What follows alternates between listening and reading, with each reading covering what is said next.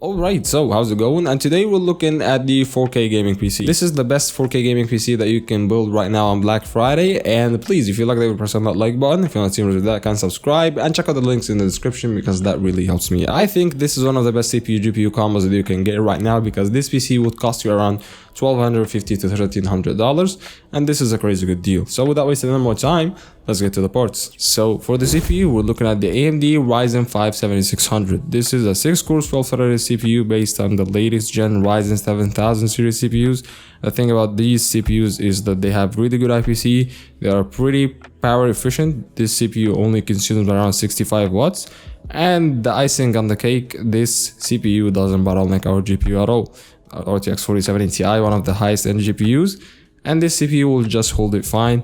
It will do okay in video editing compared to Intel, of course. Intel are better, but you know, Intel has a major disadvantage of being their CPUs really run hot, and you need really good cooling in order to get it, up and ready, and it consumes a lot of power, even also with the 14th gen CPUs. But they have these their advantages. As for the board, we're looking at the Gigabyte B650M-DS3H. The reason I went with that one because it supports all the high TDP Ryzen CPUs, like the 7900X for example, and this is based on the future, or we're going with this board according to the future. The future CPUs, Ryzen CPUs, will be more power hungry than these ones.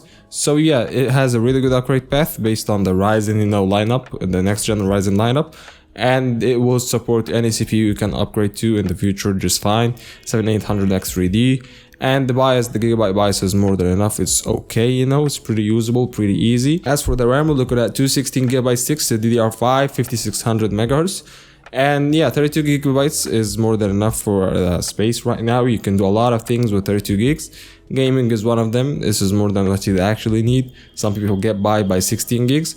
But yeah, this is 4K gaming. I'm pretty sure you'd need 32 gigs. And the SSD, we're looking at a Team Group 1TB M.2 PCIe 4.0 SSD. I don't know why, but SSD prices right now are becoming more expensive than they used to. This one goes for $45, which is pretty much the same price the usual PCIe Gen 4 SSD used to go for.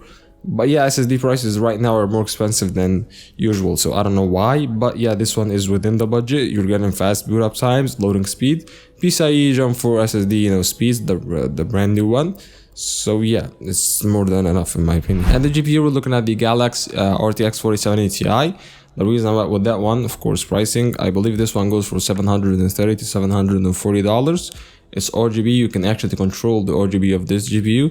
And talking about the RTX 4070 Ti itself, it's one of my favorite actually NVIDIA GPUs that you can get right now. It plays a lot of games at 1440p, 4K, no problem. It's got DLSS 3, it's got the NVENC encoder. You can do a lot of other things other than just gaming. So all in all, I really love this GPU compared to the 7900 XT. They have the same pricing. The 7900 XT is a bit superior, but not by a lot, maybe the VRAM will make that big of a difference. This GPU is a 4070 Ti, is a 12GB VRAM GPU, but that really doesn't discredit for the performance that you're getting. By the way, I actually just bought an RTX 3080, so I got a Dell RTX 3080 for around $320.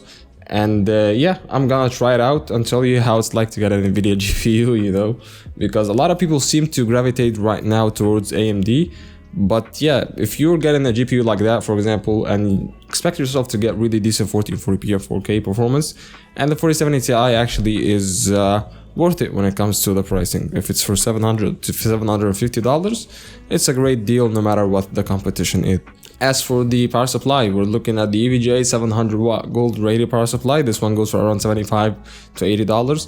As I told you, the CPU is power efficient. The GPU is power hungry, of course, we know that. It needs 3 8-pin connectors. PC doesn't consume over like 500 watts in total, and if you decide to do some undervolting, the PC will be more power efficient. And the case, the final piece of the puzzle, you can either go with the NZXT H5 RGB, or you can go with the cheap case, just like I would. The Bitfinex Mesh SE case, or a DIY case, the brand new one. That's been it. If you like the video, press on that like button. If you're not seeing me do that, can subscribe, and I'll see you in the next one. Peace.